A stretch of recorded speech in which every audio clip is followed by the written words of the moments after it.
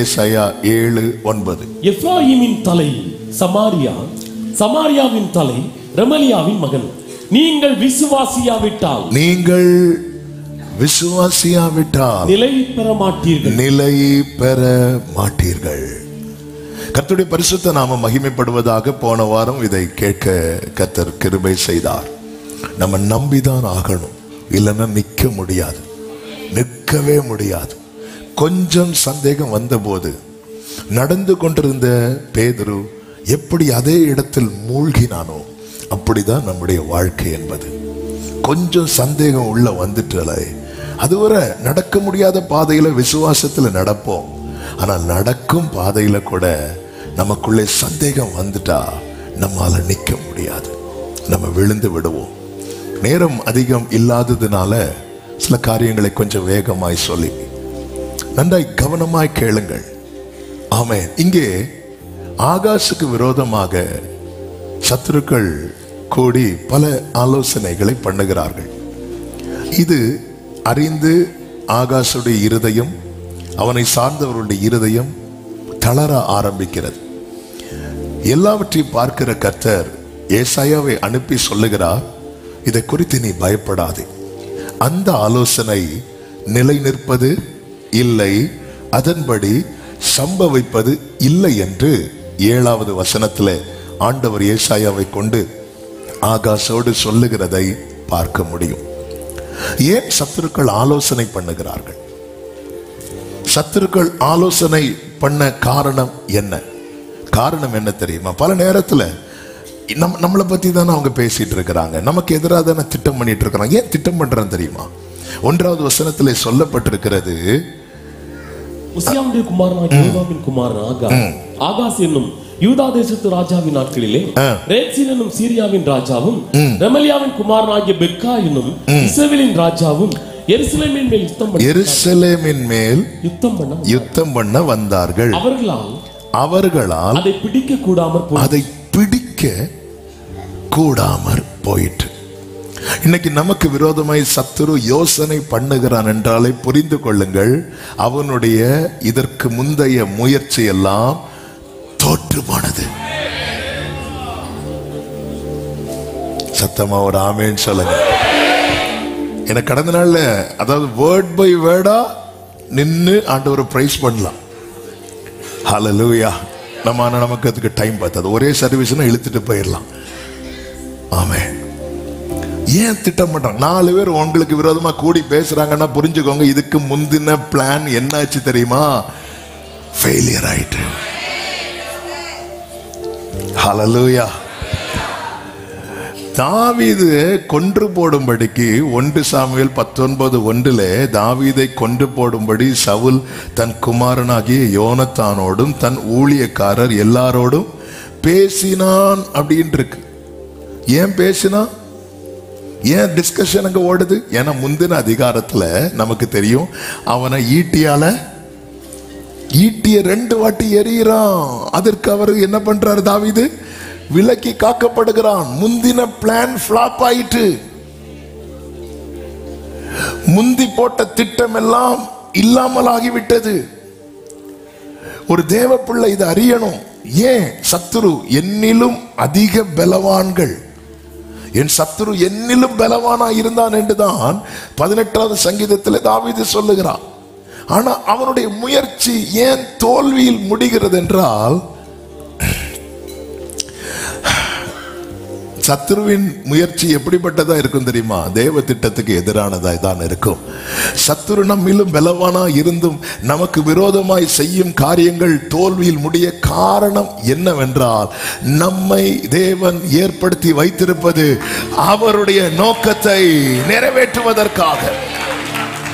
இதை ஒரு தேவ பிள்ளை மறக்கவே கூடாது. இதை புரியணும். ஏற்கனவே அவங்க வந்தாங்க, அவங்களால கூடாமற் போயிட்டு இப்ப அவங்க டிஸ்கஷன் ஓடுது. இவங்கெல்லாம் சேர்ந்து என்ன டிஸ்கஸ் பண்றாங்க பாருங்க. அதனுடைய 4-5 வசனங்கள்ல பாத்தீங்கன்னா, நீ அவனை நோக்கி சீரியர் எப்ராயிமோடும் ரெமலியாவின் மகனோடும் உனக்கு விரோதமாய் துராலோசனை பண்ணி நாம் யூதாவுக்கு விரோதமாய் போய் அதை நெருக்கி அதை நமக்குள்ளே பங்கிட்டு கொண்டு அதற்கு தபேயாலின் குமாரனை ராஜாவாக ஏற்படுத்துவோம் என்று சொன்னது நிமித்தம். அப்ப 3 காரியத்தை சத்துருவின் பிளான்ல இருக்கு. ஒண்ணு என்ன தெரியுமா? அவங்களுக்கு பிரஷர் கொடுப்போம், நெருக்கத்தை கொடுப்போம், நெருக்கத்தை கொடுப்போம், பயங்கரமான நெருக்கத்தை கொடுப்போம். நெருக்கத்தை கொடுக்கணும், அவன் கிட்ட இருக்கிறத நமக்குள்ளே பங்கிட்டுக் கொள்வோம்.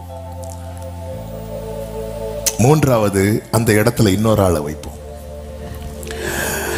நெருக்கணும், நெருக்க வேண்டும், பறிக்க வேண்டும், அகற்ற வேண்டும். சத்துருவினுடைய பிளான். ஏன்னா அவன் போட்ட திட்டம் எல்லாம் ஃப்ளாப் ஆயிட்டு. என்னைக்குமே இல்லாத நெருக்கம் இப்போ உங்க லைஃப்ல வருதுனாலே ஆண்டவர் சொல்ற, இதை நினைச்சு நீ பயப்படாத அப்படிங்கிற. ஆமென். இதுவரை நான் கண்டிராத நெருக்கம். இந்த நெருக்கம் எப்படிப்பட்ட நெருக்கம் தெரியுமா? என் கையில இருந்து எல்லாத்தையும் பிடுங்க போறாங்க, என்ன மாத்த போறாங்க.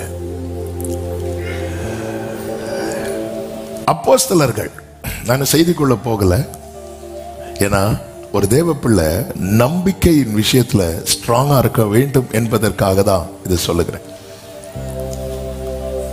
அவங்க பிளான் பாத்தீங்களா? நெருக்கணும், பறிக்கணும், அகற்றணும். அதாவது ஆகாஷ் இந்த ஸ்தானத்துல இருப்பது உங்களுக்கு பிடிக்கல. உங்களை தேவன் ஒரு நிலையில வைத்திருக்கிறாரு, ஒரு நிலையில வைத்திருக்கிறாரு. அதுல நீங்க அந்த நிலையை விட்டு உங்களை துரத்துவதற்கு சத்துரு பிளான் பண்றானே புரிஞ்சுக்கோங்க. இன்னைக்கு உங்க கையில ஒண்ணுமே இல்லாம இருக்கலாம், ஆனா நீங்க இந்த நிலையில இருக்கிறதுனால நாளைக்கு நடக்க போறத அவன் ஸ்மெல் பண்ண ஆரம்பிச்சுட்டான். அதனாலதான் உங்களை மாத்தி இன்னொரு ஆளை வைக்க அவன் துடிக்கிறான், துடிக்கிறான். அப்போஸ்தலர்களை இல்லாமல் ஆக்க வேண்டும் என ஆலோசனை சங்கத்தார் எல்லாம் பேசிட்டு இருக்கும் போது, ஏன்னா பேதுருவை ஜெயில போட்டு பார்த்தாச்சு, அங்கிருந்து தூதனால வெளியே வந்தாச்சு. முந்தின முயற்சி எல்லாம் என்ன ஆயிட்டு? ஃபெயிலியர் ஆயிட்டு.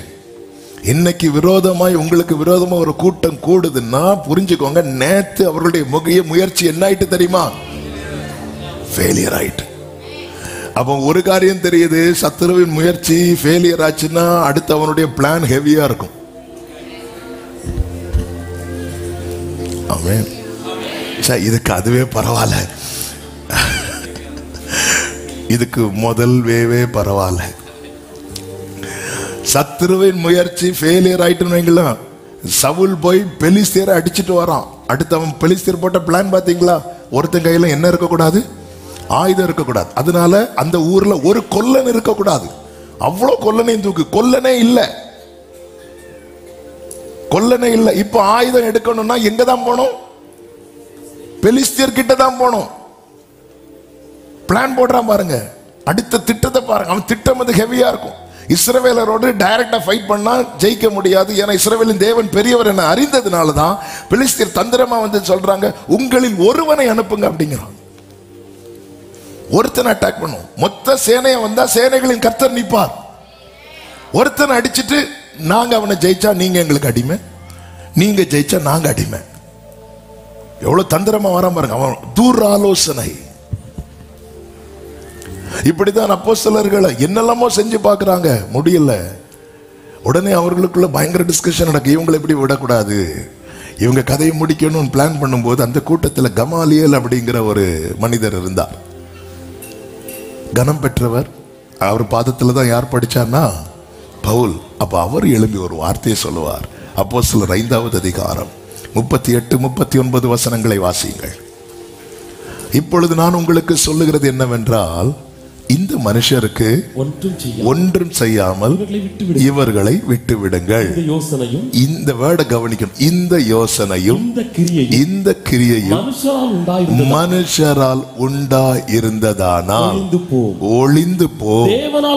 தேவனால் உண்டாயிருந்ததானால் அதை ஒழித்துவிட உங்களால் கூடாது. தேவனோட போர் செய்கிறவர்களால் காணப்படாதபடிக்கு. ஒரு தேவ பிள்ளை எதுக்கு இந்த வார்த்தையை சொல்லுகிறேன் என்றால் புரிந்து கொள்ளுங்க. உங்களை ஒரு நிலையில வைத்திருப்பது கர்த்தரானால், உங்களை ஒரு நிலையிலே உயர்த்தி வைத்திருப்பது கர்த்தரானால், உங்களை ஒரு நிலையிலே வாழ வைத்திருப்பது கர்த்தரானால், அதற்கு விரோதமாய் எழும்புகிறவர்கள் தேவனோடு போர் செய்கிறார்கள். அல்லேலூயா. இந்த யோசனை மனுஷனால் உண்டாயிருந்ததானால் அது ஒளிந்து போகும். இது தேவனால் உண்டாயிருந்ததால். எங்க பேதுரு பயன்படுவதற்கு முன்னாடியே பேதுரு ஒழிக்க நினைத்தவன் அல்லவா பிசாசு? நடந்துச்சா? நானும் உன் விசுவாசம் ஒளிந்து போகாதபடி உனக்காய் வேண்டும். பேதுரு இன்னும் பயன்படவே ஆரம்பிக்கல. பெந்தேகோஸ்தே நாள்ல தானே பயன்பட தொடங்கினான். அழைப்பு இருக்கு, ஆனா இன்னும் பயன்படல. பயன்படுவதற்கு முன்னாடி அநேகரை ஒழித்து போட நினைக்கிறான் சத்துரு. பேதுரு என்ன நடந்துச்சு? பேதுரு இந்த 3 வருஷத்துல கடல் மேல் நடந்த இது எத்தனை தடவை சொல்லுவீங்க? பேதுரு இது எத்தனை தடவை? இன்னும் யூஸ் ஆகலையே 4 பேருக்கு பேதுருவே. ஆனா அதுக்கு முன்னாடியே அழிக்க நினைக்கிறான். பாத்தீங்களா? அழைப்பு இருக்கு, ஆனா இன்னும் நான் பயன்படுவதற்கு முன்னாடியே எனக்கு பிரஷர் ஜாஸ்தியா இருக்கு. அது அழிக்க நினைக்கிறான் பிசாசு. ஆமே, அதனாலதான் போதும் போதும் வாழ்க்கையை வெறுத்து போதுங்கிற நிலை. கமாலியலுக்கு தெரியுது, கர்த்தருடைய பிள்ளைகளுக்கு தெரிய மாட்டேங்குது.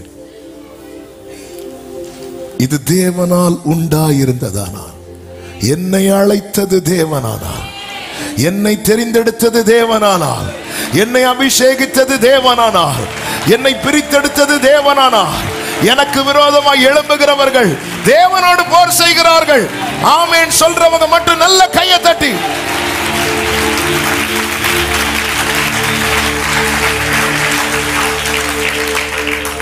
இதை நம்பணும். நாமளா நிக்கிறோம். ஹல்லேலூயா. நாமளா நிக்கிற தாவீதை துரத்துறாங்க.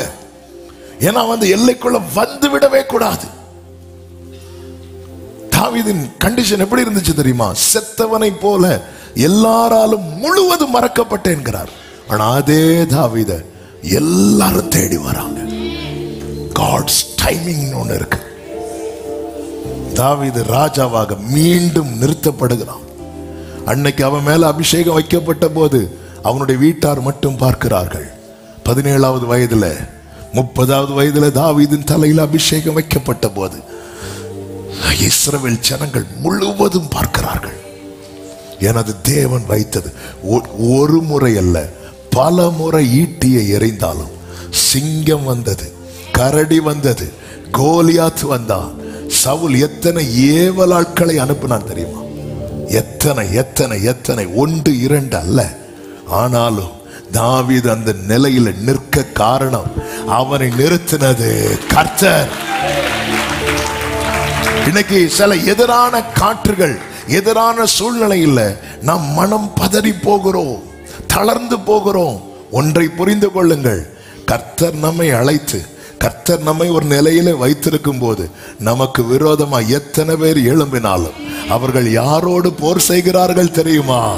ஹல்லேலூயா. ஒரு நாளும் தோற்காத சர்வ வல்லவரோடு. ஹல்லேலூயா. உன்னை உன் நிலையிலிருந்து துரத்திவிட சத்துரு பல திட்டங்களை போட்டு தோட்டான், இன்னும் திட்டம் போடுகிறான். ஆனா அதை குறித்து நீ கவலைப்படாதே.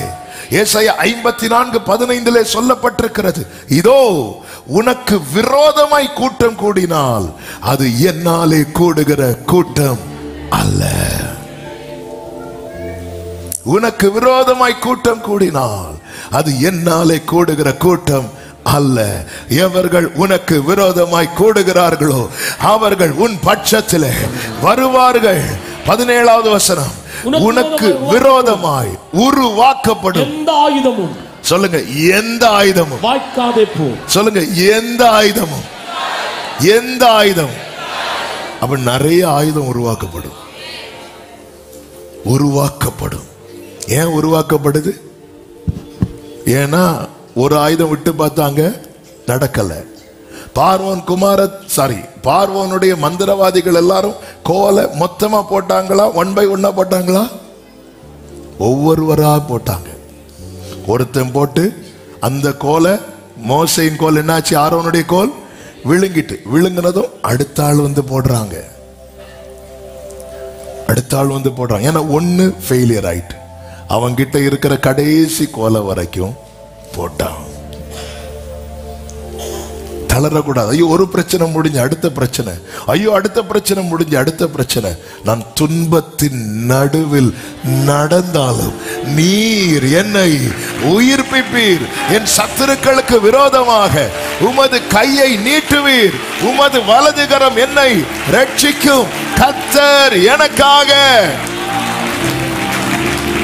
எனவேதான் யூத ஜனங்களை சுற்றிலும் யோசபாத் நாட்களிலே சத்துருக்கள் எல்லாம் சூழ்ந்த போது செய்வது இன்னதென்று அறியாமல் கர்த்தரை நோக்கி பார்த்து கொண்டிருக்கும் போது கர்த்தருடைய ஆவியானவர் இறங்கி பேசுகிறார். யுத்தம் உங்களுடையதல்ல, யுத்தம் கர்த்தருடையது. நீங்கள் தரித்து நின்று கர்த்தர் உங்களுக்கு செய்யும் ரட்சிப்பை பாருங்கள் என்று சொன்னதும் தாழ விழுந்து யோசபாத்தும் ஜனங்களும் பணிந்து கர்த்தரை தொழுது கொண்டு இப்பொழுது எழுந்து நின்று யோசபாத் ஜனங்களை பார்த்து சொல்லுகிறார். 2 நாளாகமம் 20:20 அவர்கள் அதிகாலமே எழுந்திருந்து தெக்கோவாவின் வனாந்திரத்துக்கு போக புறப்பட்டார்கள். புறப்படுகையில் யோசபாத் நின்று, யூதாவே எருசலேம் குடிகளே கேளுங்கள், உங்கள் தேவனாகிய கர்த்தரை நம்புங்கள், அப்பொழுது நிலைப்படுவீர்கள். அவருடைய தீர்க்கதரிசிகளை நம்புங்கள், அப்பொழுது தீர்க்கதரிசிகளை நம்புங்கன்னா என்ன அர்த்தம்னா அவர்கள் மூலமாய் சொல்லப்பட்ட வார்த்தைகளை நம்புங்கள், அப்பொழுது சித்தி பெறுவீர்கள்னா you will be successful. அப்படின்னா உங்களுக்கு காரியம் நடக்கும், நீங்க ஜெயிச்சிருவீங்க, நீங்க நிலைப்படுவீர்கள். நாம எதை படித்தோம்? விசுவாசிக்கலன்னா நிலை நிற்க மாட்டோம். யாரா இருந்தாலும் சரிதான், வார்த்தையை வாங்குறோம் ஆனா நம்ப மாட்டேங்கிறோம். விசுவாசியுங்கள், நம்புங்கள், நீங்கள் நிலைப்படுவீர்கள். பிரியமான கர்த்தருடைய பிள்ளைகளை, என்னை யார் கொண்டு வந்தா, என்னை யார் நிக்க வைத்து, இப்படி பார்க்கணும். நாம நம்ம பலத்தை, நம்ம திராணிய, நம்ம கையில் என்ன இருக்கு, நம்ம பையில் என்ன இருக்கு, நம்ம பேங்க்ல இதை பார்த்து நமக்கு வேலையில நாளைக்கு இப்படி ஒரு பிரஷர் இருக்கு அல்லது இப்படியே பார்த்து பார்த்து பார்த்து பார்த்து நமக்குள்ள இருக்கிற, அதாவது புரிந்து கொள்ளுங்கள், விசுவாசத்தில் வளருவது என்பது படியில நடக்கிறது போல, விசுவாசத்தில் தளருவது என்பது லிப்ட்ல இறங்குறது போல. சர்ன்னு முடிஞ்சிடும், அவ்வளவுதான். 3 வருஷம் கட்டி எழுப்பின விசுவாசம் பொஸ்ன்னு போயிட்டு 3 நாள்ல. எம்மாவூருக்கு 2 பேர் நடந்து போயிட்டு இருக்கிறாங்க, இயேசு கூட போறார். நீங்க யாரை பத்தி பேசிட்டு இருக்கீங்க தெரியாத உங்களுக்கு? இந்த நசரேயனாகிய இயேசுவை. கொஞ்சம் முன்னாடி என்ன சொல்லிட்டு இருந்தாங்க? ரபி, ஆண்டவரே, தாவீதின் குமாரனே, உன்னதத்தில் தேவனுக்கு, உன்னதத்தின் மைந்தனுக்கு ஓசன்னா, என்னெல்லாம் சொல்லிட்டு இருந்தாங்க. நாங்க நம்பி இருந்தோம் அவரை, எல்லாம் போச்சு. விசுவாசத்தில் தளருவதற்கு என்பது 1 செகண்ட் போதும். ஒரு துர்ச்செய்தி, ஒரு துர்ச்செய்தியை வேவு பார்த்துட்டு வந்தவர்கள் பரப்பினதும் அத்தனை நாட்கள் அவர்கள் கண்ட அடையாளங்களை, அற்புதங்கள் எல்லாம் மறந்து எகிப்துக்கு போக புறப்பட்டவர்கள் தான் இஸ்ரவேல் ஜனங்கள். நாமும் அதற்கு விதிவிலக்கு அல்ல. எத்தனையோ வருஷமா கர்த்தர் கட்டி எழுப்பின விசுவாசத்தை ஒரு ராங் இன்ஃபர்மேஷன், ஒரு தவறான செய்தி அல்லது ஒரு துர்ச்செய்தி அதை கொலாப்ஸ் ஆக்கி நம்ம இடிந்து விழ வைக்கும்.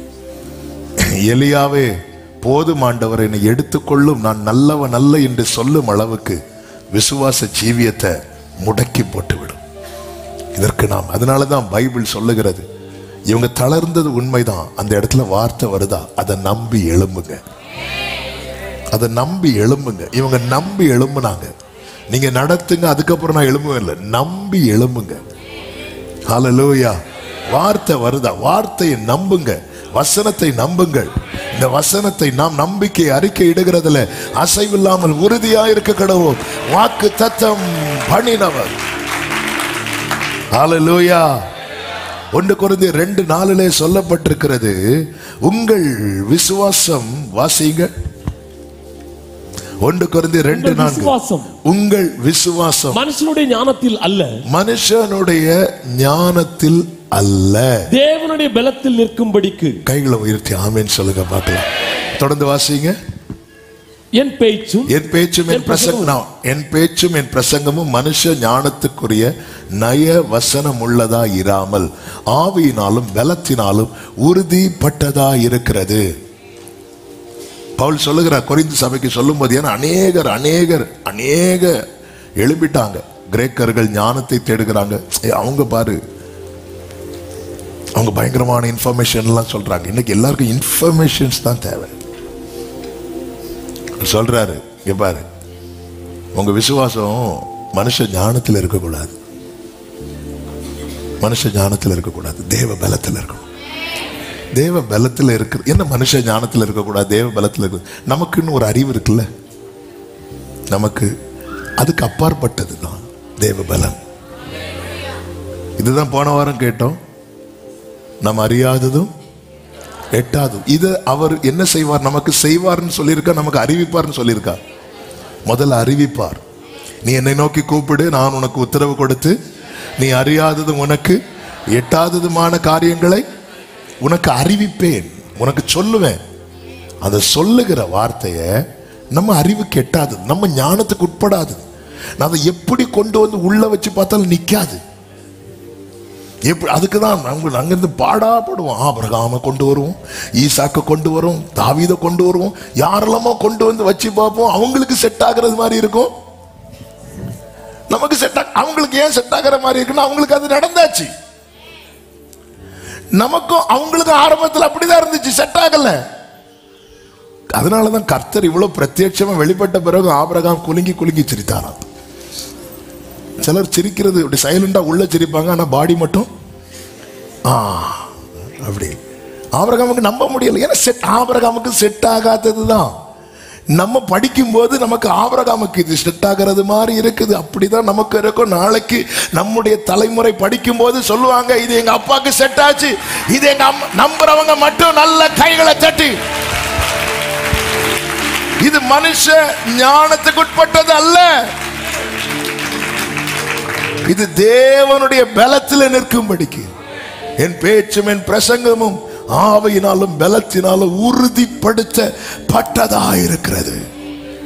பிரசங்கம் இஷ்டத்துக்கு இருக்குங்க, பிரசங்கத்துக்கு பஞ்சமே கிடையாது. ஆனா நம்முடைய விசுவாசம் என்பது இது மனுஷனுடைய ஞானத்தினால் அல்ல. எவ்வளவு காரியங்களை சயின்ஸ்ல கண்டுபிடித்த பல காரியங்களை ரொம்ப வருஷம் கழிச்சு அது இல்லைன்னு ப்ரூவ் பண்ணியிருக்காங்க. அப்படி கிடையாது, இது இப்படின்னு. அதாவது மாறிட்டே இருக்கு, எல்லாமே மாறிட்டே இருக்கு. தேவ பலன் இது வந்து அதாவது விசுவாசம் என்பது என்ன? நம்பப்படுகிறவைகளின் உறுதி, காணப்படாதவைகளின் நிச்சயம். நம்ம உலகம் என்ன சொல்லும்? நீ கண்ணால் காண்பது பொய், காதால் கேட்பது பொய். உலகம் பார்க்கதே பொய்ன்னு சொல்லுது. ஆனா விசுவாசம் என்பது என்ன தெரியுமா? நீ பார்க்கவே இல்லை தெரியுமா? நான் பார்க்கல. அதனாலதான் பைபிள்ல தூரத்திலே அவைகளை கண்டு, எவைகளை கண்டு? எனக்காக நிலையான நகரத்தை கர்த்தர் என்ன பண்ணி இருக்கிறார்? ஆயத்தம் பண்ணி. தூரத்திலே அவைகளை கண்டு நம்பி அணைத்து கொண்டு. இப்படி பார்த்தா எப்படி இருக்கும்? பவுல் சொல்லுகிறார், நாங்கள் காணப்படாதவைகளை நோக்கி இருக்கிறோம். என்ன இவர் பார்த்துட்டு இருக்கிறாரு? கூட போய் இப்படி பார்த்தா என்ன தெரியுது? இப்படி பார்த்துட்டு இருக்கிறார் பவுல். என்ன தெரியுது? காணப்படாதவைகளை நோக்கி கொண்டிருக்கிறோம். பைத்தியமா? அப்படிதான் தெரியும். காணப்படல, ஆனா நான் நம்புறேன். எதை வச்சு நம்புற? அவர் என்கிட்ட பேசி இருக்கிறார்.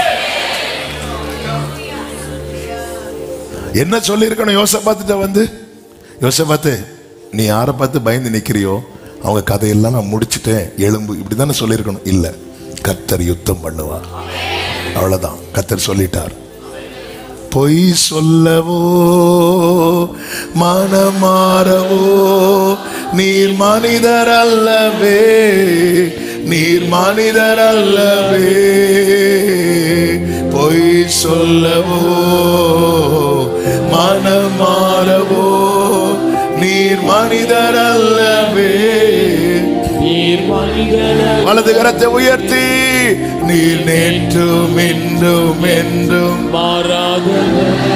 ஆமென். நீர் சொன்னதை செய்து முடிக்க வல்லவர். சொல்லுங்க, நீர் நேற்றும் இன்றும் என்றும் மாறாதவர். நீர் நேற்றும் இன்றும் என்றும் மாறாதவர். உடரமமுரோ சந்தனலரே நீர் சொன்ன சொன்னதை செய்து முடிக்க வல்லவர். காலங்கள் மாறலாம், காலங்கள் மாறலாம். Glory. சூழ்நிலை மாறலாம், மனிதர்கள் மாறலாம், நீரோ என்று மாறாதவர். காலங்கள் மாறலாம், உடரம சந்தனலப பிரார்த்தனமோ சந்தனலப நீரோ என்று மாறாதவர். ஹல்லேலூயா. தேவ பலத்துல, தேவ பலத்துல, தேவ பலத்துல தான் நம்முடைய விசுவாசமே நிக்க முடியும். நம்முடைய விசுவாசம் அதுல தான் நிக்கும். மனுஷ ஞானத்துல என்ன அது இல்லைன்னு ஆகும்போது நம்மளால் தாங்க முடியாது. மனுஷ ஞானம் என்பது அவன் தன்னுடைய அறிவை வைத்து அதை வெளிப்படுத்துகிறான். தேவனுடைய அதாவது கிறிஸ்துவனுடைய பைத்தியம் என்பது மனுஷருடைய ஞானத்திற்கும் மேலானது. அது என்ன கிறிஸ்துவனுடைய பைத்தியம் அப்படி இல்லை. அது அதனுடைய சரியான அர்த்தம் என்னன்னா, அவர் சும்மா செய்யறார் தெரியுமா? அவர் சும்மா செய்யறது கூட மனுஷன் மொத்தமா யோசித்து செய்யறதை விட பெருசா இருக்கணும். ஹல்லேலூயா. சும்மா சும்மா பண்ணேன், தெரியாம பண்ணிட்டேன். இந்த தெரியாம அவர் பண்றாரு தெரியுமா? சும்மா விளையாட்டுக்கு தட்டுறது கூட மனுஷன் ரொம்ப யோசித்து யோசித்து யோசித்து யோசித்து யோசித்து யோசித்து யோசித்து யோசித்து யோசித்து பண்ற செயலை விட டாப்ல இருக்குமா? அப்படிப்பட்டவர் நம்ம கிட்ட ஒரு வார்த்தையை தரும்போது அது நடக்குமா நடக்காது? ஹல்லேலூயா. அதனாலதான் பாருங்க, நம்முடைய விசுவாசத்துல வரக்கூடிய பெரிய சோதனை என்ன தெரியுமா? நம்ம எப்போ நம்ப ஆரம்பிப்போமோ அப்பதான் கேள்விகள்லாம் வரும். ஹல்லேலூயா. அப்பா, பலிக்கான ஆட்டுக்குட்டி எங்க? சுத்தி வருவாங்க, இங்க பாரு, இன்னது நம்பிட்டு இருக்காத, உனக்கு வயசாயிட்டு இருக்கு. ஆமே, கர்த்தர் இன்னைக்கு அற்புதம் செய்ய வல்லவராக இருக்கிறார். கடந்த 3 வாரத்துக்கு முன்னாடி ஒரு வயசானவங்க வந்தாங்க. ஒரு சின்ன பையனை கூட்டிட்டு வந்தாங்க. அப்போ அப்படி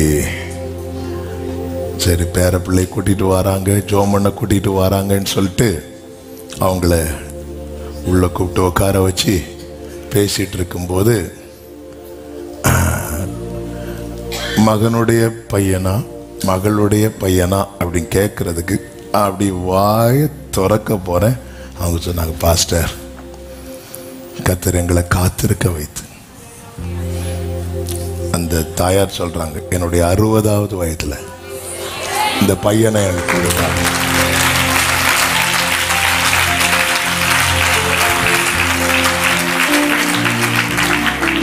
ஆமென். சில 60 வயசு ஆட்களுக்கெல்லாம் அப்படியே குஷி ஆயிட்டீங்க. கர்த்தர் உங்களை ஆசீர்வதிப்பாராக. ஆமென். எனக்கு அவன் பையன் கியூட்டா இருக்கான், அழகா இருக்கான். அவனுக்கு இப்போ 12 வயசு. சோமனை கூட்டிட்டு வந்தாங்க. வேதத்தில் ஒரு வசனம் இருக்கு, 1 கொரிந்தியர் 15:17. 1 கொரிந்தியர் 15:17. கிறிஸ்து எழுந்திராவிட்டால் உங்கள் விசுவாசம் வீணாயிருக்கும். என் விசுவாசம் வீணாகாது. ஏன்? கிறிஸ்து.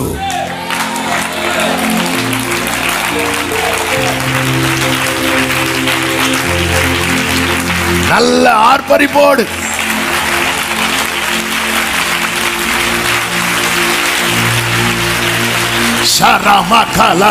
கிறிஸ்து எழுந்திராவிட்டால், இன்னைக்கு நீ ஒரு நம்பிக்கை வச்சிருக்கல, அது வீணாய் போயிருமா? கிறிஸ்து எழுந்திராவிட்டால். ஹல்லேலூயா. அப்ப நான் வார்த்தையை நம்பலன்னா, நான் உயிர் தெழுதலை நம்பலன்னு தானே அர்த்தம். அப்ப நான் சதுசேயர் கூட்டத்துல தான் இருக்கிறேன் அர்த்தம். கிறிஸ்து எழுந்திராவிட்டால் ஆமா, என் விசுவாசம் எல்லாம் வீணா இருக்கும். நீங்கள் இன்னும் உங்கள் பாவங்களில் இருப்பீர்கள். கிறிஸ்து. எதை வச்சு நம்புற? என் மீட்பர். ஹல்லேலூயா. என் மீட்பர் உயிரோடு இருக்கிறார். கவலைகள் தீர்ப்பார், கண்ணீர் துடைப்பார், கடைசி மட்டும் கைவிடாதிருப்பார். கவலைகள் தீர்ப்பார், கண்ணீர் துடைப்பார், கடைசி மட்டும் கைவிடாதீர். ஓஹோ, பாவமன்னி பழிப்பார், பாக்கியம் கொடுப்பார், பரம பதவியினுள் என்றனை எடுப்பார். என் மீட்பர் உயிரோடு இருக்கையிலே எனக்கென்ன குறை உண்டு நீ சொல் மனமே. என் மீட்பர் உயிரோடு சமரா கலமம் ராஜனரா. என்ன குறை உண்டு நீ சொல் மனமே. நம்முடைய விசுவாசமே எதன் அடிப்படையில் இருக்கு தெரியுமா? கிறிஸ்து உயிரோடு இருக்கிறார். மரித்தேன் ஆனாலும் இதோ சதா காலங்களிலும் உயிரோடு இருக்கிறேன். செத்தவனை போல விழுந்த யோவானுக்கு கர்த்தர் தம்மை அப்படிதான் வெளிப்படுத்துகிறார். மரித்தேன் ஆனாலும் இதோ. அங்க எழும்புறான் பத்மு தீவுல. நீ விழுவேன்னு டொமிஷிய நினைச்சான், ஆனா அவர் உயிரோடு இருக்கிறதுனால நீ எழும்புவ. அக்னி சூளையில நீ விழுவேன்னு நேபுகாத்நேச்சார் நினைத்தான், ஆனால் அவர் உயிரோடு இருக்கிறதுனால நீ எழும்புவ. ஹல்லேலூயா, ஹல்லேலூயா. அவர் எழும்பலன்னா நம்முடைய விசுவாசம் இப்படிப்பட்ட கூடி வரவெல்லாம் வீணா இருக்கும். என்னை எழும்ப பண்ணும் ஆண்டவர் என்னோடு இருப்பதா நான் எழும்புவேன். அவர் பலத்தாலாமே என்னை எழும்ப பண்ணும் ஆண்டவர் என்னோடு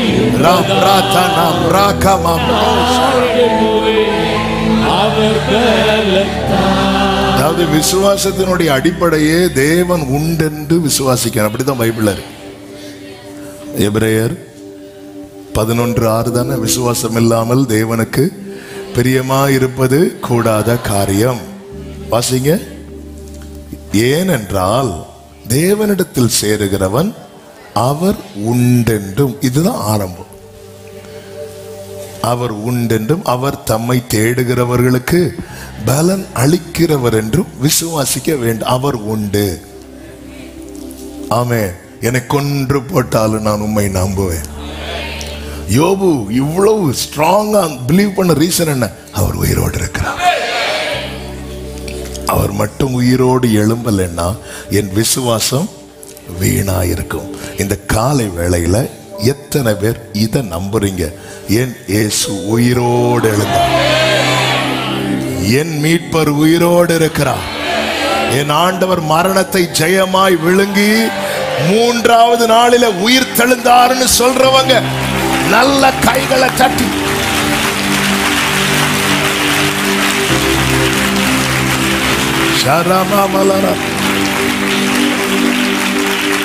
உயிர் தெழுந்தாரே, அல்லேலூயா, ஜெயித்தெழுந்தாரே, உயிருடன் எழுந்த சொந்தமானாரே. பாடுவோம். உயிருடன் எழுந்த மரணமே உன் கூரங்கே, மரணம் உன் கூரங்கே, பாராளம் உன் ஜெயமெங்கே, மரணம் உன் கூரங்கே, பாராளம் உன் ஜெயமெங்கே, சாவையும் நோயையும் பேயையும் ஜெயித்தார். சபையோரே துதி சாற்றிடுவோம். சாவையும் நோயையும் பேயையும் ஜெயித்தார். சபையோரே துதி சாற்றிடுவோம். ஆமென். உயிர் தெழுந்தாரே, அல்லேலூயா, ஜெயித்தெழுந்தாரே. ஆமென். உயிருடன் எழுந்த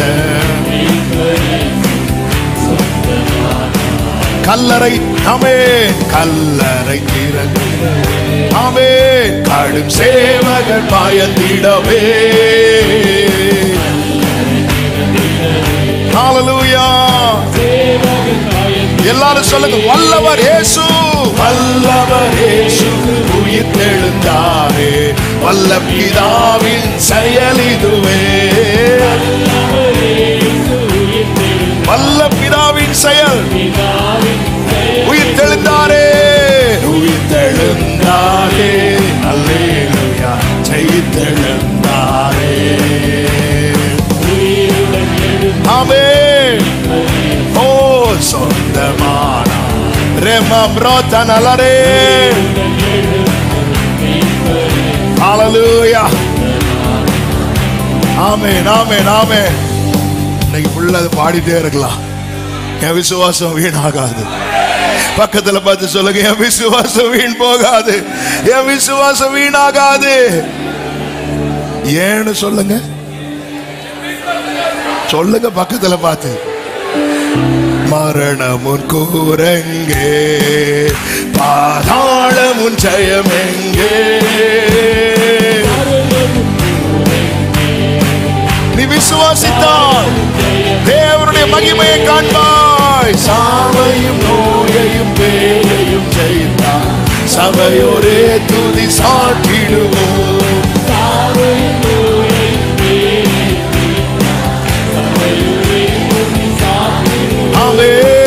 உயிர்த்தெழுந்தார்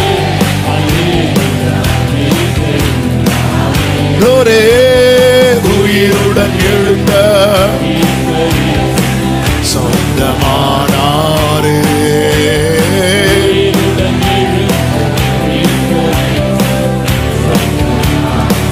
எம்மாவூர் சீஷர்களே எம்மாவூர் சீஷர்களே எல்லா மன இருள் இப்பொழுது நம்முடைய மன இருள் நீங்குவதாக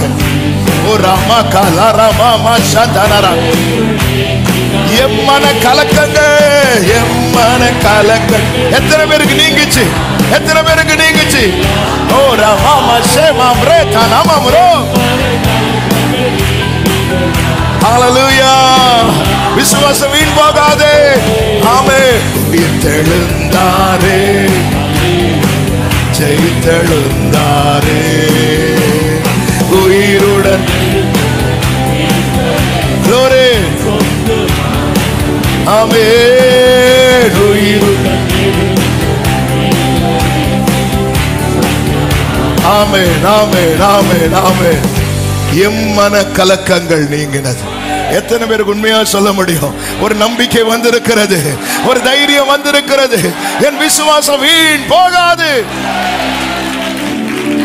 நம்ம விசுவாசத்துல நிலைத்திருக்க ஹalleluya ஒரே லைன்ல முடிச்சிட்டார் என்ன காஸ்பல் இது அவர் உயிரோடு எழும்பலடா விசுவாசம் வீணாயிருக்கும் நீங்க உங்க பாவத்திலே இருந்திருப்பீங்க ஹalleluya ஹalleluya அந்த பவுல் சொல்லுகிறார் நான் விசுவாசித்திருக்கிறவர் இன்னார் என்பதை அறிவேன் அவர் யார் உயிரோடு இருக்கிறார் நான் அவரிடத்தில் ஒப்புவித்ததை அவர் அந்நாள் வரை காத்துக்கொள்ள ஆமென் சொல்லுங்க பார்க்கலாம் நாம் விசுவாசத்தில் நிலைக்க வேண்டியது எவ்வளவு அவசியம் தெரியுமா 2 தீமோத்தேயு 1:5 தீமோத்தேயுக்கு எழுதும் போது பவுல் இப்படி சொல்லுகிறார் 2 தீமோத்தேயு 1:5 அந்த விசுவாசம் முந்தி உன் பாட்டியாகிய லோவிசாளுக்குள்ளும் உன் தாயாகிய ஐனிக்கேயாளுக்குள்ளும் நிலைத்திருந்தது அது உனக்குள்ளும் நிலைத்திருக்கிறது என்று நிச்சயித்திருக்கிறேன். நாளைக்கு தலைமுறை இந்த விசுவாசத்துல நிக்கணும்னா நாம நிக்க வேண்டியது அவசியம். 3ஆம் தலைமுறை ஹalleluya. அந்த பாட்டி லோவிசாள் தாய் ஐனிக்க இவங்களெல்லாம் எப்போ தெரிய வந்துச்சு தெரியுமா? இந்த தீமோத்தேயு மூலமா. ஒரு சந்ததியை நமக்கு கொடுத்திருக்கிறார். நாளைக்கு இந்த தலைமுறை இந்த விசுவாசத்தில் நிற்கணும். உத்தம குமாரன் தீமோத்தேயு. அவர் சொல்ற, என்ன போல மனதை உடைய இவனை தவிர வேற யாருமே கிடையாதுன்றார். எத்தனை பேர பவுல் எத்தனை பேர் ஆண்டவருக்குள் நடத்தியிருப்பார். பவுலுடைய கையசைவ கேட்டு பார்த்து செய்யறதுக்கு எத்தனை பேர் உண்டு தெரியுமா? ஆனால் அந்த பவுல் சொல்றார் பாருங்க, தீமோத்தேயு பத்தி பிலிப்பியர் 2:19-20 வசனங்கள்ல, அன்றியும் நானும் உங்கள் செய்திகளை அறிந்து மன தேறுதல் அடையும்படிக்கு சீக்கிரமாய் தீமோத்தேயுவை உங்களிடத்தில் அனுப்பலாம் என்று கர்த்தராகிய இயேசுவுக்குள் நம்பி இருக்கிறேன். அதேனென்றால் உங்கள் காரியங்களை உண்மையாய் விசாரிக்கிறதற்கு என்னை போல மனதுள்ளவன் அவனை அன்றி வேறு ஒருவனும் என்னிடத்தில் இல்லை. இது எப்படிங்க சாத்தியாச்சு? பவுல் சொல்றார், உங்க பாட்டி, உங்க அம்மா, தலைமுறையே. நிறைய பேர் கிறிஸ்துவுக்காக எழும்புறாங்க, ஆனா எத்தனை தீமோத்தேயுக்கள் எழும்புறாங்க. இன்னைக்கு நம்மளே ஆடிட்டு இருக்கிறோம். தலைமுறை எப்படி நிற்கும்? அந்த விசுவாசம் முந்தி உன் பாட்டியாகிய லோவிசாளுக்குள்ளும் உன் தாயாகிய ஐனிக்கையாளுக்குள்ளும் நிலைத்திருந்தது. அது நிலைத்திருந்தது, தலைமுறைக்கு கைமாற்றப்பட்டது. நீங்க இன்னைக்கு இருக்கிறீங்க, நாளைக்கு நம்ம எடுத்துக்கொள்ளப்படுவோம். தலைமுறை இருக்கணும்ல.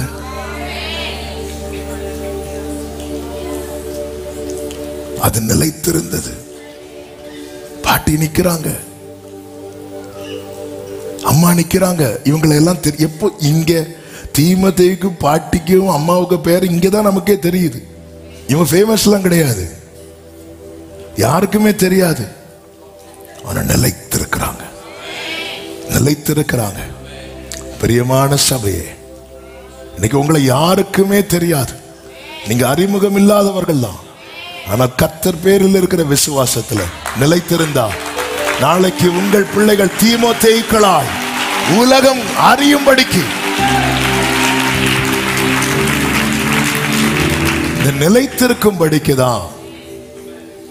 நிலைத்திருக்கும்படிதான் கர்த்தர் நம்மோடு பேசிக்கொண்டே இருக்கிறார். யோவான் சுவிசேஷம் 14வது அதிகாரம் 29வது வசனத்தில் இப்படி சொல்லப்பட்டிருக்கிறது, இது நடக்கும்போது நீங்கள் விசுவாசிக்கும்படியாக நடப்பதற்கு முன்னமே இதை உங்களுக்கு சொன்னேன்.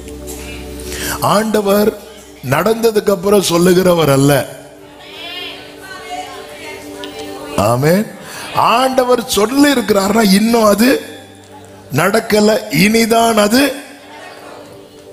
ஆமென். நம்ம ஆட்கள் மாதிரி கிடையாது ஆண்டவர். இது நான் அன்று சொன்னது அப்படி சொல்லிட்டு உடனே வீடியோ எடுத்து நாங்க ட்ரம்ப் ஜெயிப்பார்னு போன தடவையும் சொன்னாங்க. ஆமென். எல்லாம் எப்போ சொன்னாங்கன்னா தெரியாது, எல்லாம் ஒரு காற்றடிக்குதான் உடனே வீடியோ வந்துடும். அப்படி எல்லாம் ஆண்டவர். ஹல்லேலூயா. இது நடக்கும் போது உனக்கு தெரியணும், என் மீட்பர் எல்லாவற்றையும் நடப்பதற்கு முன்னே. அப்போ சொன்னதுதான் நடந்திருக்கிறது, சொல்லப்பட்டவைகள் தான் நடக்க போகிறது. ஆமென் சொல்லுங்க பார்க்கலாம். இதை நம்ம ஆண்டவர் இப்போ நடக்கல, அவர் என்ன நடப்பதற்கு முன்னே. நம்ம நடந்தாலும் நம்ப மாட்டேங்கிறோம். அதாவது மார்க் சுவிசேஷத்துல தானே ஒரு வசனம் உண்டு. மார்க் சுவிசேஷம் நான் எடுத்தா சொல்றேன், இல்லைன்னா விட்டு.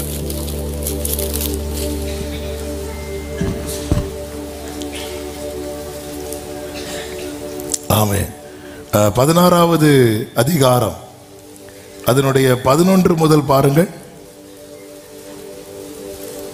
பரபாசி சரி மார்க் 16:11 முதல் அவர் உயிரோடு இருக்கிறார் என்றும் அவர் உயிரோடு இருக்கிறார் என்றும் அவளுக்கு காணப்பட்டார் என்றும் அவர்கள் கேட்டபோது நம்பவில்லை. அதன் பின்பு அவர்களில் 2 பேர் ஒரு கிராமத்துக்கு நடந்து போகிற பொழுது அவர்களுக்கு மறுரூபமாய் தரிசனமானார்.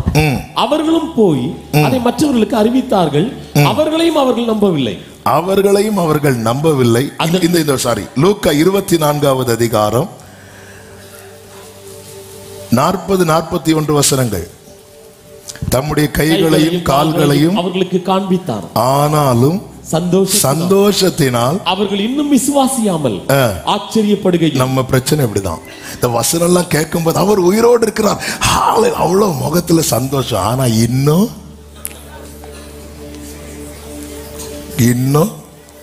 உயிர் தெழுந்தாரே ரிதம் போட்டோம்னா தலை ஆட்டோமேட்டிக்கா ஃப்ரண்ட்ல பேக்ல போயிட்டு வருது. ஆனால் இன்னும் விசுவாசிக்கல. அப்பதான் ஆண்டவர் கேட்க சாப்பிட ஏதாவது இருக்கு. ஆமே, இன்னும் விசுவாசிக்கல. ஆனாலும் சந்தோஷத்தினால் நமக்கு ஆண்டவர் சமூகத்தில் வரும்போது ஒரு சந்தோஷம் வருது. நான் கொஞ்சம் கவலையை மறந்து கவலையை மறந்து இருக்கிற ஒரே இடம் இங்கேதான். எனக்கு சந்தோஷம் இருக்கு, ஆனா என்ன இல்லை சந்தோஷம். அந்த பாட்டெல்லாம் கேட்கும் போது எப்படி இருக்கும் தெரியுமா? அந்த செய்தி கேட்கும் போது, செய்தி கடையில பஞ்சு கேட்கும் போது வந்து கூத்தணும் எப்படி இருக்கும்? சந்தோஷம் இருக்கு, ஆனா என்ன இல்லை? விசுவாசம் இல்லை. ஒன்னும் புரிஞ்சு அப்பா பேசுறார், அவர் உயிரோடு இருக்கிறார். நான் இப்போ ஆண்டவருடைய வார்த்தையை டவுட் பண்றேன்னா நான் எதுல டவுட் பண்றேன் தெரியுமா? அவருடைய உயிர்த்தெழுதல்ல. ஆமென். இவைகள் நடக்கும்போது, நடப்பதற்கு முன்னே நான் இவைகளை உங்களுக்கு அறிவித்தேன். அப்போஸ்தலர் 14வது அதிகாரத்துல லீஸ்திராவிலே அப்போஸ்தலனாகிய பவுல் பிரசங்கித்துக் கொண்டிருக்கிறான். அப்பொழுது 8 முதல் பார்த்தீங்கன்னா தெரியும், பிறந்தது முதல் சப்பனியா இருந்து ஒருபோதும் நடவாமல் கால்கள் வழங்காதவனாய் உட்கார்ந்து பவுல் பேசுகிறதை கேட்டுக்கொண்டிருந்தான். அப்போஸ்தலர் 14:9 பவுல் பேசுகிறதை கேட்டுக்கொண்டிருந்தான். அவனை பவுல் உற்று பார்த்து, என்ன இந்த வசனம் ரொம்ப யோசிக்க வைத்த வசனம். உண்மையில் இது பவுல் பார்த்தானா அப்படிங்கிறத என்னுடைய கேள்வி. அப்போதான் ஆண்டவர் எனக்கு இன்னொரு வசனத்தை ஞாபகத்தில் கொண்டு வந்தார். பவுல் என்ன சொல்லுவார் தெரியுமா? நாம் நினைப்பதற்கும் வேண்டுவதற்கும் அதிகமாய் நமக்குள்ளே கிரியை செய்கிற. அப்போ பவுல் பார்க்கல, பவுல் சும்மா தான் பார்த்தார், ஆவியானவர் உற்று பார்க்க. ஹல்லேலூயா. ஏன்னா பவுல் பேசல. பவுல் எதுல பேசல? ஏற்கனவே சொல்லு, நான் மனுஷன் ஞானத்தினால நயவசனிப்பினால பேசல, ஆவியினாலும் பலத்தினாலும் உறுதிப்படுத்தப்பட்டிருக்கிறது. அப்ப பவுல் பேசுறது யார் எடுத்து கொடுத்து பேசுறா? ஹோலி ஸ்பிரிட். அவர் கட்டதுல கமாலியல் பாதத்துல இருந்து படிச்சதை வச்சு அவர் பேசல. பவுல் சும்மா பார்த்தா, ஆவியானவர் உற்று பார்க்கிறார். இந்த ஒரு காலம் ஒருபோதும் நடவாமல், எல்லாரும் இந்த வேர்டை சொல்லுங்க. நாம கூட அப்படிதானே நினைச்சிட்டு இருக்கோம். சில காரியங்கள் ஒரு நாளும் இது நடக்காது. சிஸ்டர், எதுக்காக ஜெபம் பண்றீங்க? என் கணவனுடைய ரட்சிப்புக்காக. கவலைப்படாதீங்க சிஸ்டர், கர்த்தர் சீக்கிரமா ரட்சிப்பா. நடக்காது பாஸ்டர். அதுக்கு பரபாச கூட தீர்த்திடலாம் பாஸ்டர். அப்ப நீங்க எதுக்கு ஜெபம் பண்றீங்க? கணவனின் ரட்சிப்புக்காக. ஒருபோது நடக்காது. ஒருபோது நடவாதவன் அவன் வசனம் கேட்டுட்டே இருக்கான். அவன் வசனத்தை கேட்டுக்கொண்டிருந்தான். அப்படிதான் இருக்கு, கேட்டுக்கொண்டிருந்தான். என்னை கேட்டுக்கொண்டிருக்கிற அன்பு உள்ளமே, நீங்க கேட்டுட்டே இருங்க. கேட்டுட்டே இருக்கும்போது அவர் உற்று பார்ப்பார். உற்று பார்த்து ரட்சிப்புக்கு ஏற்ற,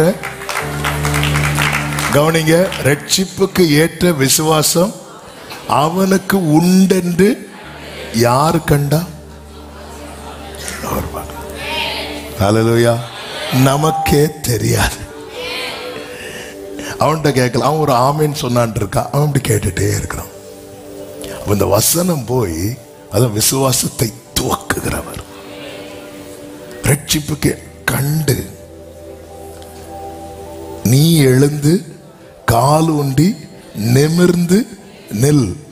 விசுவாசம் நமக்குள்ள வந்துட்டுன்னு வைங்களேன், எந்த நிலையில் இருந்தாலும் கர்த்தர் நம்மளை நிமிர்ந்து தான் நிற்க வைப்பார் என்று உரத்த சத்தத்தோட சொன்னான். உடனே அவன் குதித்தெழுந்து நடந்தான் அப்படின்ற. அவன் கேட்க வைக்கிறார், கேட்க வச்சுட்டே இருக்கிறார். ஒரு டைம் வரும், அந்த டைம் வரும்போது அவர் உற்று பார்ப்பார். உற்று பார்த்து கேட்ட காரியம் நம்முடைய வாழ்க்கையில நிறைவேறும்படிக்கு நம்மை நிமிர்ந்து நடக்க பண்ணுவார். நீங்க இதை விசுவாசிக்கலன்னா நிலைக்க மாட்டேன். நான் விசுவாசிக்கதான் என்ன செய்யணும்? வசனத்தை கேட்கணும். வசனத்தை கேட்கும் போது மனசுல எதை அஸ்திவாரமா வச்சிருன்னு தெரியுமா? அவர் உயிரோடு இருக்கிறார். அவர் உயிரோடு இருக்கிறார். ஒரு வசனத்தை கூட வாசித்து ஜெபிக்கலாம். எசேக்கியேல் 37வது அதிகாரம் 11 முதல் நீங்கள் பார்த்தீங்கன்னா, அவர் என்னை நோக்கி, மனுபுத்திரனே, நான் வாசிக்கிறேன், மனுபுத்திரனே, இந்த எலும்புகள் இஸ்ரவேல் வம்சத்தார் அனைவருமே, இதோ அவர்கள் எங்கள் எலும்புகள் உலர்ந்து போயிற்று, எங்கள் நம்பிக்கை அற்று போயிற்று, நாங்கள் அறுப்புண்டு போகிறோம் என்கிறார்கள். ஆகையால் நீ தீர்க்க தரிசனம் உரைத்து அவர்களோடு சொல்ல வேண்டியது என்னவென்றால், கர்த்தராகிய ஆண்டவர் உரைக்கிறார், இதோ என் ஜனங்களே, நான் உங்கள் பிரேத குழிகளை திறந்து உங்களை உங்கள் பிரேத குழிகளிலிருந்து வெளிப்படவும் உங்களை இஸ்ரவேல் தேசத்துக்கு வரவும் பண்ணுவேன். என் ஜனங்களே, நான் உங்கள் பிரேத குழிகளை திறந்து உங்களை உங்கள் பிரேத குழிகளிலிருந்து வெளிப்பட பண்ணும்போது நான் கர்த்தர் என்று அறிந்து கொள்வீர்கள். என் ஆவியை உங்களுக்குள் வைப்பேன், நீங்கள் உயிரடைவீர்கள். நான் உங்களை உங்கள் தேசத்தில் வைப்பேன், அப்பொழுது நான் கர்த்தர் என்று அறிந்து கொள்வீர்கள். இதை சொன்னேன், இதை செய்வேன் என்று உலர்ந்த எலும்புகளை காண்பித்து, உலர்ந்த எலும்பு சேனையாய் நிற்கும்னு சொன்னா நாம ஆமேன்னு சொல்லுவோம். நம்மளும் நம்ம கர்த்தர் நிறுத்துவார்னா ஆமேன்னு சொல்ல மாட்டோம். என்ன பிரேத குழிகளை திறந்து கொண்டு வருவேன், அதன் அர்த்தம் என்ன? நீ ஒரு முடிவை எழுதிட்டு உட்கார்ந்து இருக்கிற, அவ்வளவுதான், முடிஞ்சு. இதுல இதோட என் லைஃப் முடிஞ்சு. அதுல இருந்து நான் உன்னை வெளியே கொண்டு வருவேன்.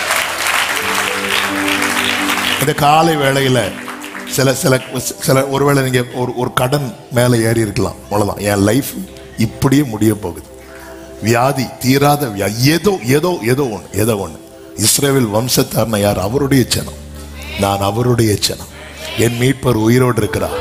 நான் இதுதான் முடிவு நினைச்சிருக்கிறேன். இல்ல, இதுல இருந்து கர்த்தர் என்ன வெளியே கொண்டு வருவார். நம்புறவங்க மட்டும் நல்ல கைகளை தட்டி ஆமென் என்று சொல்லு.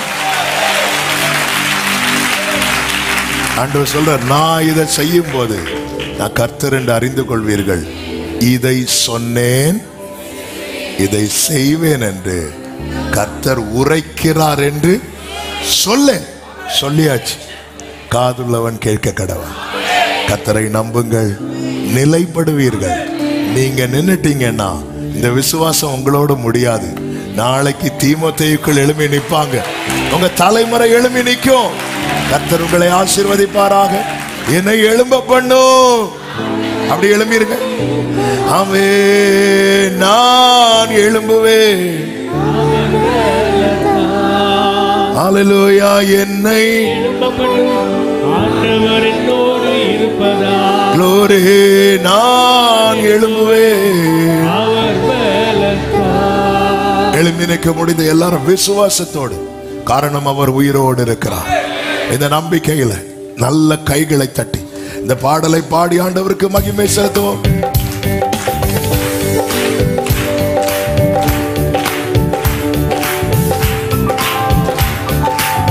என்னை பலப்படுத்தும், என்னை பலப்படுத்தும், தேவன் உயிரோடு இருக்கிறார்.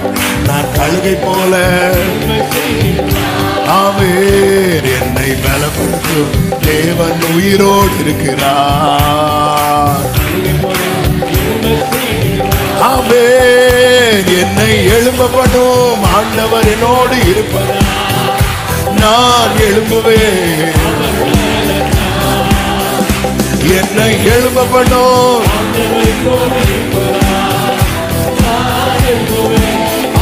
ஒரு விஷயம் கூட, என்னை பலப்படுத்தும், என்னை பலப்படுத்தும் தேவன் உயிரோடு இருக்கிறார்.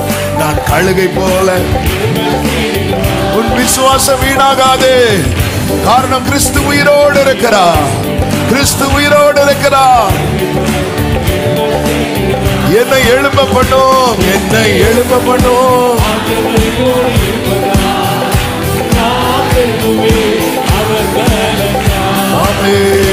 என்னை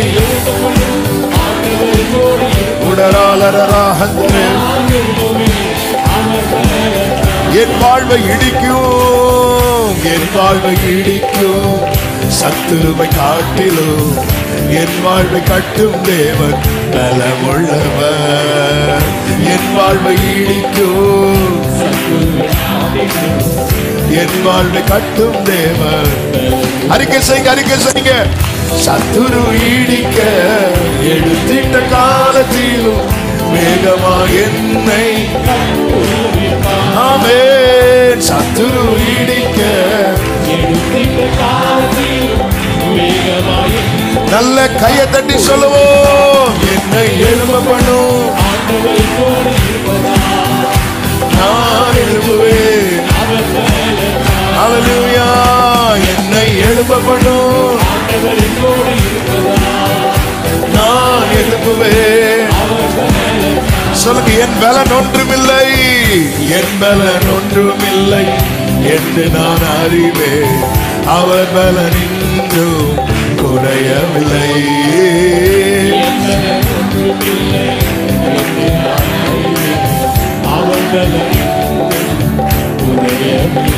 ஆமென். பலத்தாலும் அல்ல, பராக்கிரமம் அல்ல, ஆவியினாலே என்னை எழும்ப செய்வார்.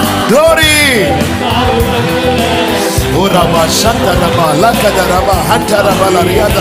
நல்ல கையை தட்டி பாடுவோம். என்னை எழும்ப பண்ணும். ஜீசஸ். நான் எழும்புவேன். Glory.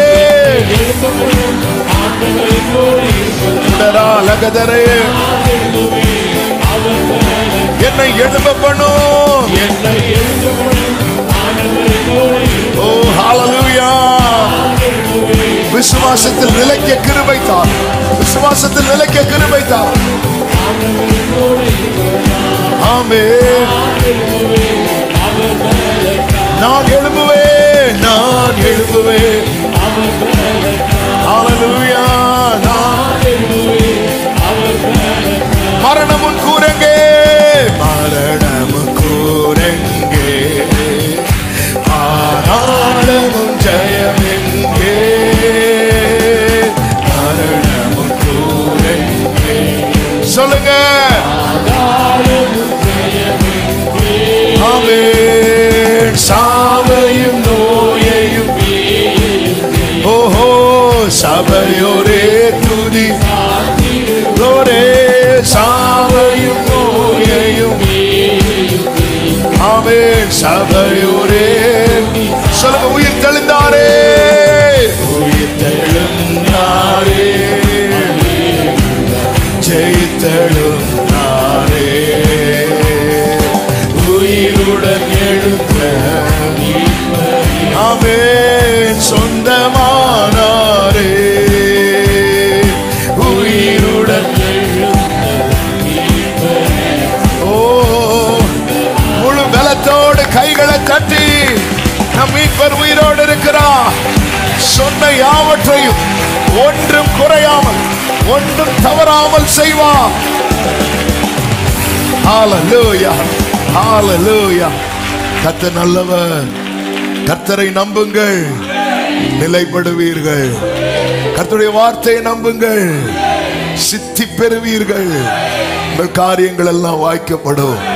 உங்களுக்கு விரோதமாய் சத்துரு போடுகிற திட்டங்களை குறித்து கலங்காதிருங்கள். அவர்கள் உங்களோடு அல்ல, தேவனோடு போர் செய்கிறார்கள். கர்த்தர் உங்களை ஆசீர்வதிப்பாராக.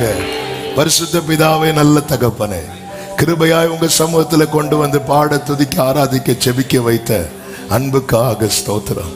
எங்களோடு பேசினீர், விசுவாசத்தில் நிலைக்கும்படி எங்களோடு இடைப்பட்டீங்க. ஆண்டவரே அப்பா, தீமோத்தேயு நிலைக்க காரணம் அவனுடைய தாயார், அவனுடைய பாட்டி என அந்த விசுவாசம் தொடர்ந்ததே. அப்படி எங்கள் தலைமுறை தொடரத்தக்கதாய் எங்களை விசுவாசத்தில் நிலைநிறுத்துவீராக என்று செபிக்கிறோம். வலுவாதபடி காத்துக்கொள்ளும், ஒவ்வொருவரை ஆட்கொண்டு நடத்தும். எல்லா எதிரான திட்டங்கள் அவமாய் போகட்டும். தேவ சித்தம் ஒவ்வொருடைய வாழ்க்கையில் நிறைவேறட்டும். இந்த வாரம் ஒவ்வொருவருக்கும் நன்மையாய் ஆசீர்வாதமாய் இருக்க கர்த்தர் அனுகிரகம் செய்யும். கண்மணி போல காத்துக்கொள்ளும். எல்லா மகிமை, கனம், துதி, ஸ்தோத்திரங்கள் ஒருவருக்கு மாத்திரம் செலுத்துகிறோம். இரட்சகர் இயேசு கிறிஸ்துவின் நாமத்தில் பிதாவே.